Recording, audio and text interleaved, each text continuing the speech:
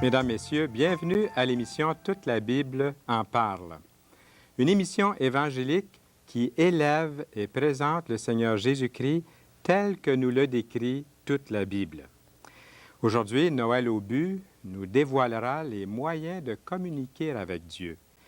Les gens que vous rencontrez à Toute la Bible en parle sont aussi ces gens-là de bons amis.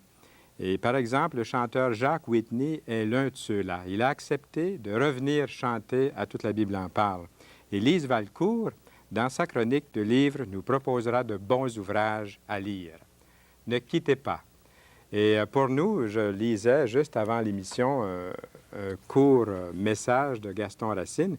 Il dit, comme nous l'avons vu, l'Écriture nous parle de Marie avant la naissance de Jésus, pendant son enfance et son adolescence. Puis Marie s'efface. Ensuite, il écrit, « Elle ne vit plus que cachée en lui pour le montrer lui. C'est lui qu'elle met en avant. Marie reste dans l'ombre et surtout dans l'ombre de la croix qui plane sur toute la vie de son Fils. » Alors, c'est le livre que nous vous offrons. C'est gratuit. Vous allez voir dans quelques instants, vont paraître à l'écran des numéros de téléphone que vous pouvez composer. Ce sont les vôtres, donc utilisez-les. Et vous avez aussi le Nouveau Testament. Je ne vous le montre pas cette fois-ci. Je voudrais vous donner l'occasion plutôt de noter ces numéros de téléphone que vous pouvez noter immédiatement. Et pendant l'émission, de préférence, appelez-nous. Vous avez toute une liste. Il y a un endroit tout près de chez vous. Et profitez-en pendant l'émission. Et même si vous ne pouvez pas, à la fin, vous verrez une adresse. Vous pouvez toujours nous envoyer, nous écrire un petit mot. Alors, comme nous l'avons promis il y a quelques instants, vous allez pouvoir vous procurer des livres, les lire. Les meilleurs livres sont présentés ici à la Chronique de livres. Et aujourd'hui, c'est Lise Valcourt qui est venue nous présenter 3 livres. Elle va peut-être nous parler de partage en terminant aussi. La voilà, c'est elle maintenant qui nous adresse la parole. Bonjour. Aujourd'hui, le thème du message, c'est la prière. Fait que j'ai pensé vous amener 3 livres. Le premier, c'est Sa présence de André Adoul aux éditions de la Ligue pour la lecture de la Bible. L'auteur veut nous encourager à ne pas voir la prière comme un devoir, comme « bon, il faut que je me discipline, il faut absolument que j'apprenne à mettre un temps à part », puis là, on arrive à se culpabiliser si on n'arrive pas vraiment à atteindre notre objectif. L'auteur, ce qu'il veut, c'est nous amener à aimer puis à goûter la présence de Dieu.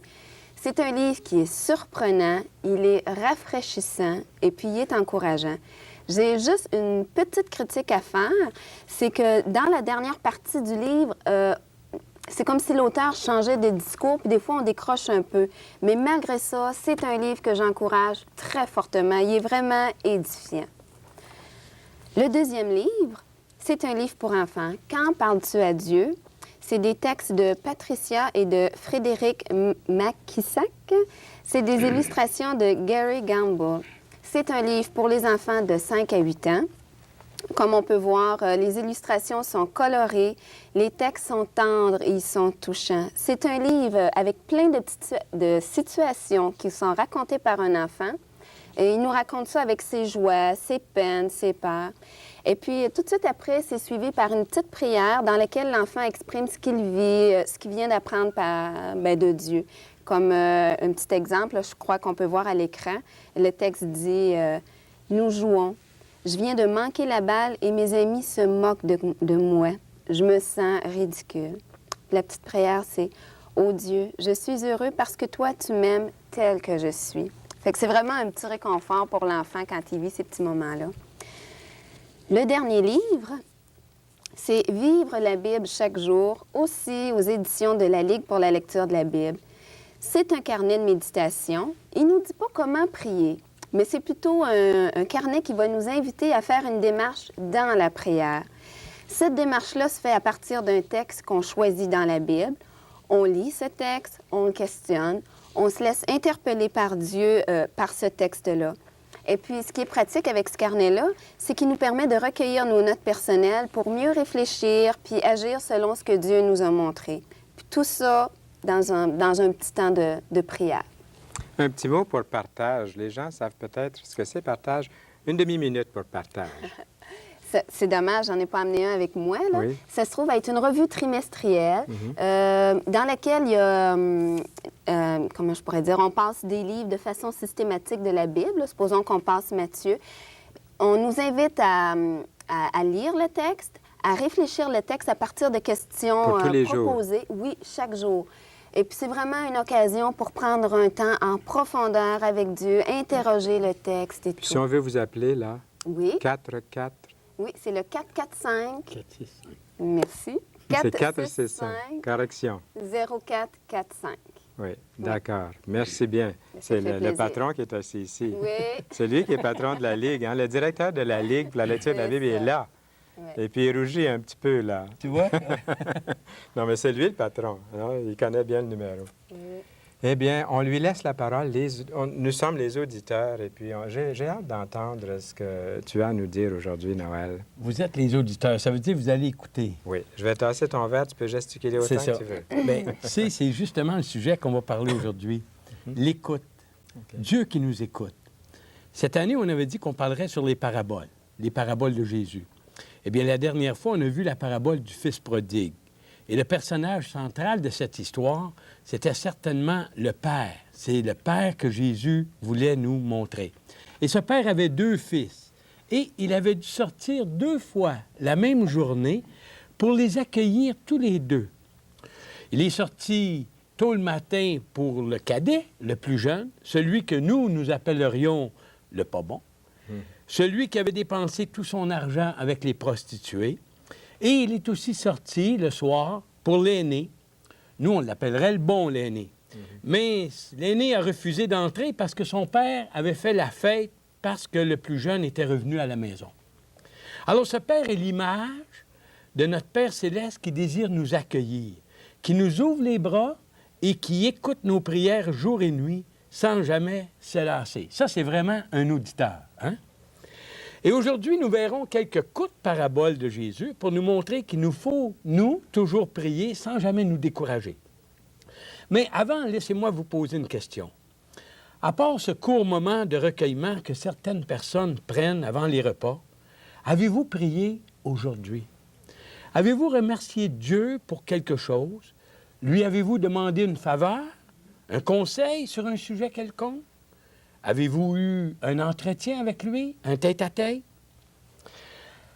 Osez demander à Dieu. Voilà ce qui préoccupait la pensée de Jésus peu de temps avant sa mort. Au cours du dernier entretien qu'il a eu avec ses disciples dans la chambre haute, à cette occasion, Jésus leur a dit d'oser demander au Père en son nom et il serait exaucé. Jésus voulait que nous demandions à notre Père céleste ce dont nous avons besoin pour vivre. Jésus désirait leur faire comprendre et aussi nous faire comprendre à nous ce message important. Osez demander et mon Père vous exaucera. Jésus a raconté plusieurs paraboles et il y en a quelques-unes qui traitent justement du sujet de la prière. Alors, nous allons en voir une qui se trouve au chapitre 11 de l'Évangile de Luc, et c'est les versets 5 à 13. Je vais la lire, c'est très court. Jésus leur dit encore, « Supposons ceci. L'un d'entre vous a un ami qu'il s'en va trouver chez lui à minuit pour lui dire, « Mon ami, prête-moi 3 pains. Un de mes amis vient d'arriver de voyage chez moi et je n'ai rien à lui offrir. » Et supposons que l'autre lui réponde de l'intérieur de la maison, « Laisse-moi tranquille, la porte est déjà fermée à clé, mes enfants et moi sommes au lit, je ne peux me lever pour te donner des pains. » Eh bien, je vous l'affirme, il ne se lèvera peut-être pas pour les lui donner seulement parce qu'il est son ami, mais il se lèvera et lui donnera tout ce dont il a besoin parce que sans se gêner, son ami continue à demander. Et moi, je vous dis, demandez et vous recevrez. Cherchez et vous trouverez. Frappez et l'on vous ouvrira la porte. Car tout homme qui demande reçoit, celui qui cherche trouve, et l'on ouvre la porte à celui qui frappe. Si l'un d'entre vous est père, donnera-t-il à son fils un serpent alors qu'il lui demande un poisson? Ou bien lui donnera-t-il un scorpion s'il demande un œuf? Tout mauvais que vous êtes, vous savez donner de bonnes choses à vos enfants. À combien plus forte raison le Père qui est au ciel donnera-t-il le Saint-Esprit à ceux qui le lui demandent? Alors, voyez-vous, étant donné que c'est son ami, ce type ose demander du pain à minuit. Plus, il ose même répéter sa demande. Il est sans gêne, comme dit Jésus. L'ami qui est couché se lèvera et lui donnera le pain et tout ce dont il a besoin, justement parce que son ami persévère dans sa demande. Ensuite, Jésus dit cette phrase qui est célèbre. « Demandez, vous recevrez, cherchez, vous trouverez, frappez, et l'on vous ouvrira. » Bien que cette vérité s'applique à toutes les circonstances, ici, Jésus avait en vue que nous demandions à son Père. Imaginez, si nous qui sommes méchants par nature, comme Jésus le dit, nous savons donner des bonnes choses à nos enfants. Combien plus notre Père céleste, lui qui nous aime, lui qui veut notre bien, ne nous donnera-t-il pas tout ce que nous avons besoin pour vivre ici-bas et aussi pour vivre éternellement avec lui dans les cieux? Le Père, dans la parabole du Fils prodigue, attendait que son Fils revienne pour l'accueillir. Et notre Père céleste attend que nous osions lui demander de l'aide pour nous aider. Ce qu'il attend, c'est que nous demandons. Regardons maintenant une deuxième parabole qui se trouve également dans l'Évangile de Luc, mais au chapitre 18, au verset 1. Jésus leur dit ensuite cette parabole pour leur montrer qu'il faut toujours prier et ne jamais se décourager. Il y avait dans une ville un juge qui ne craignait pas Dieu et ne respectait personne. Il y avait aussi dans cette ville une veuve qui venait fréquemment le trouver pour obtenir justice. « Rends-moi justice contre mon adversaire, disait-elle. Pendant longtemps, le juge ne le voulut pas. Puis il se dit, « Bien sûr, je ne crains pas Dieu et je ne respecte personne, mais comme cette veuve me fatigue, je vais faire reconnaître ses droits, sinon elle continuera à venir et finira par m'exaspérer. » Puis le Seigneur ajouta, « Écoutez ce que dit ce mauvais juge. Et Dieu ne ferait-il pas justice aux siens quand il crie à lui jour et nuit? Tarderait-il à les aider? Je vous le déclare. Il leur fera justice rapidement.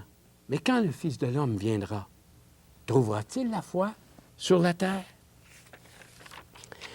Ici, on voit des personnages chocs. Un juge sans crainte pour Dieu et les hommes.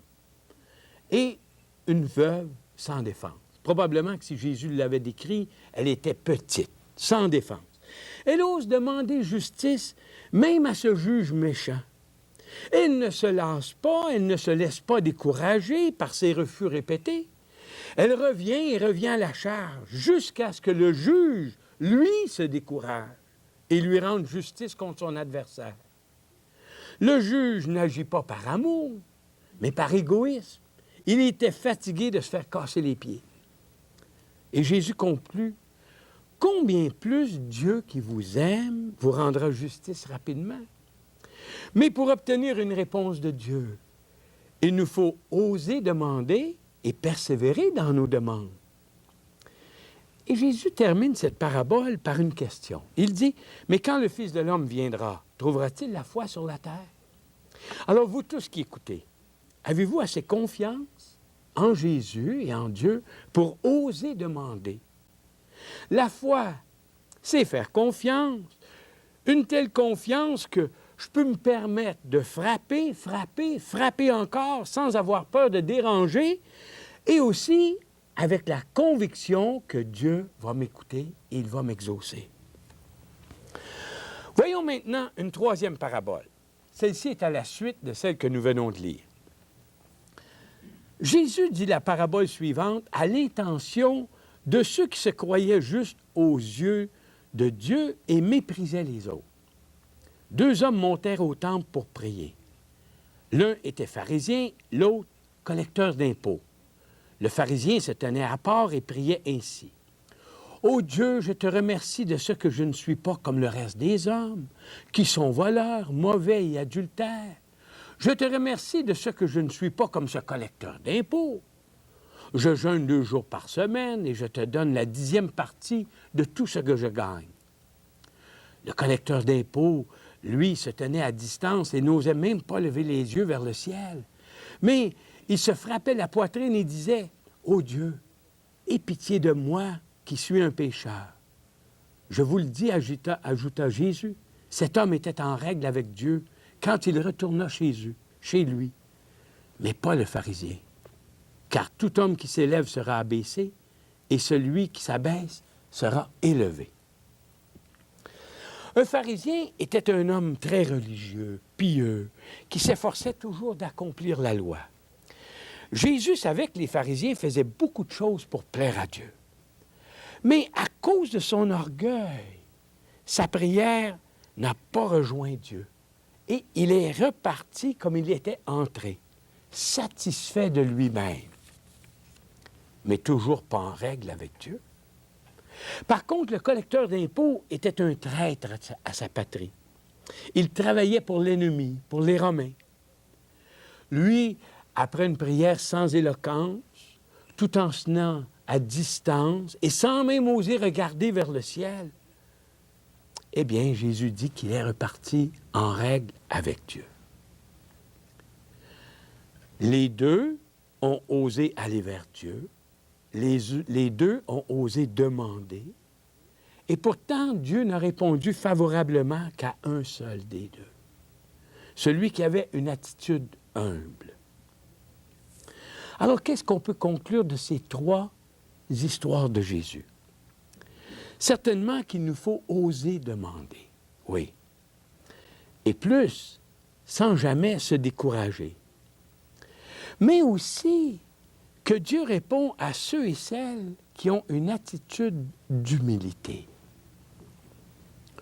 Oh, peut-être certains parmi vous allez dire, « Oh, moi, je ne sais pas prier. Non, je ne sais pas prier. » Est-ce important pour Dieu que vous sachiez prier ou non, que vous sachiez faire des belles phrases? Il regarde à votre cœur et non à votre sermon, non à la structure de vos phrases. Alors, vous tous qui écoutez, et peut-être que vous vous souciez peu de Dieu, ou même pas du tout. Peut-être ne lui avez-vous pas parlé depuis des dizaines d'années. Aujourd'hui, osez lui parler. Oui, osez lui parler. Osez faire cette prière du collecteur d'impôts. Pourtant, tout ce qu'il a dit, c'est « Ô Dieu, aie pitié de moi qui suis un pécheur. » Il n'a pas dit plus que ça. Mais il était humble dans son cœur et il a su toucher Dieu. Faites-le avec un cœur vrai, dans la vérité. Si vous vraiment vous reconnaissez que vous êtes un pécheur, oui, faites-le avec un cœur humble, un cœur repentant. Et Dieu répondra à votre prière. Il vous accordera la plus grande faveur que vous n'ayez jamais reçue. Et ce sera le début d'une nouvelle vie avec lui pour l'éternité. Merci beaucoup, Noël. Je remarque dans tout ça que ce que Dieu veut pour le pécheur, ce n'est pas sa mort, sa destruction, c'est de vraiment lui donner la vie. Exactement. C'est très beau, c'est un message d'espérance. Et sans plus tarder, les passages que tu as lus, Noël, c'était des passages dans l'Évangile de Saint-Luc, chapitre 15. C'est ça. Et d'autres passages aussi. 11 et 18. 11 et 18. Donc, dans votre Nouveau Testament, vous pouvez trouver intégralement cette histoire merveilleuse que le Seigneur a donnée pour donner la vie. Et aussi les Leçons de Marie, un livre que nous aimerions vous montrer à nouveau. Il y en a encore une certaine quantité, quoique les quantités baissent beaucoup, mais vous pouvez vous procurer ces livres. Et dans un instant, vous allez pouvoir rencontrer Jacques Whitney. Je vais mettre sa cassette ici, puis à un moment donné, au cours de l'émission, vous allez pouvoir la voir. En ce moment, c'est la liste numéro de téléphone que vous avez là. Donc, vous pouvez les regarder, mais plus que ça, les noter. Inscrivez-les à quelque part. Et puis, vous pouvez les utiliser, ces numéros-là. Quelqu'un est là de sympathique qui aimerait causer avec vous. C'est une émission de participation. Donc, ne vous gênez pas. Demandez notre documentation. Il nous fera plaisir de vous la faire parvenir. Jacques, aujourd'hui, Jacques Whitney a choisi une chanson qui est très émouvante. Je pense, il va chanter ce que Dieu fait, ce que Dieu a fait avec son Fils, parce que Dieu, ce qu'il a fait, au fond, il est venu dans la personne de son Fils, le Seigneur Jésus-Christ. Il fallait que Dieu, le Fils, donnât sa vie en rançon pour vous et pour moi. Et comme je le disais tantôt, tout à l'heure, à Noël et à vous également, Dieu ne désire pas que le pécheur meure ou qu'il soit détruit pour ses péchés, mais il veut lui donner la vie. Alors, nous écoutons la chanson de Jacques Whitney maintenant.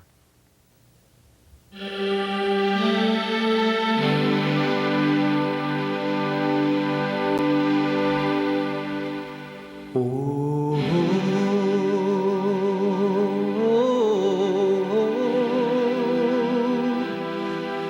ils ont tué le Seigneur. Oh, ils l'ont cloué entre deux voleurs. Il est mort, il est mort, il était 3 heures. Un soldat lui a percé le cœur.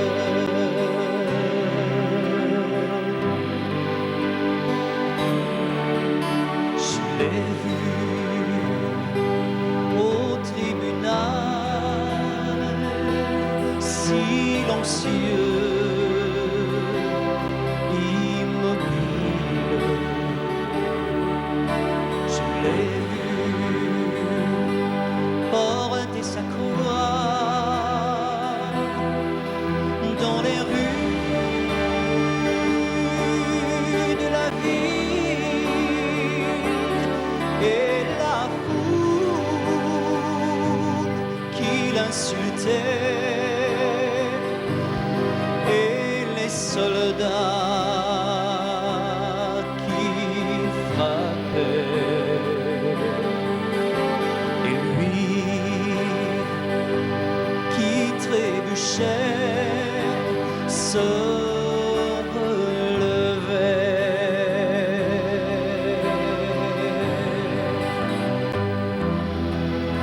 Je me souviens qu'il avait dit: si le grain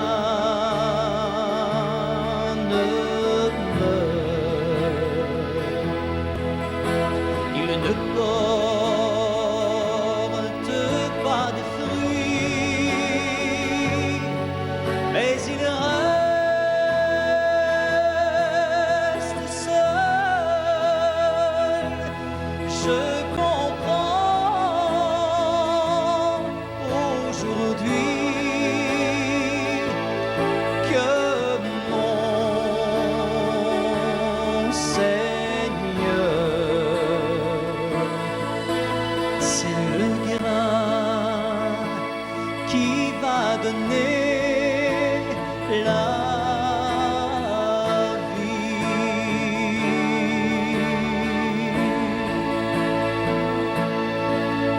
C'est le grain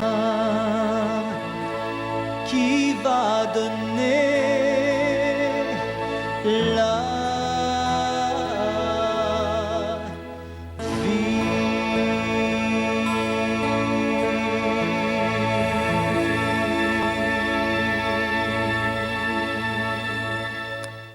Il fallait que Dieu le Fils donnât sa vie en rançon pour nous. Merci beaucoup. C'était Jacques Whitney. Il va nous revenir dès la prochaine émission. Et je vais laisser ici la cassette de Jacques Whitney. On peut se la procurer dans les librairies un peu partout. Je ne vous montre pas la documentation. Vous la connaissez déjà. Et demandez-la. J'aimerais plutôt laisser la parole à notre ami Noël Aubu pour le mot de la fin, Noël. Un petit verset qui va très bien avec ce que tu nous as dit tantôt, que Dieu voulait sauver tous les hommes. C'est dans la lettre de Paul à Timothée, lorsqu'il dit « Voilà ce qui est bon et agréable à Dieu, notre Sauveur, qui veut que tous les hommes soient sauvés et parviennent à connaître la vérité. Car il y a un seul Dieu et il y a un seul intermédiaire entre Dieu et les hommes. L'homme, Jésus-Christ, qui s'est donné lui-même comme rançon pour les libérer de tous. » Peut-être juste une petite pause ici pour que tu puisses continuer à commenter ça. Peut-être qu'on pourrait voir la liste, si c'est encore possible, la liste des numéros de téléphone pendant que tu termines ton commentaire. Oui. Ici. Les gens pourront noter ces numéros. Bien, c'est quelque chose qui nous montre que Dieu veut qu'on soit sauvé.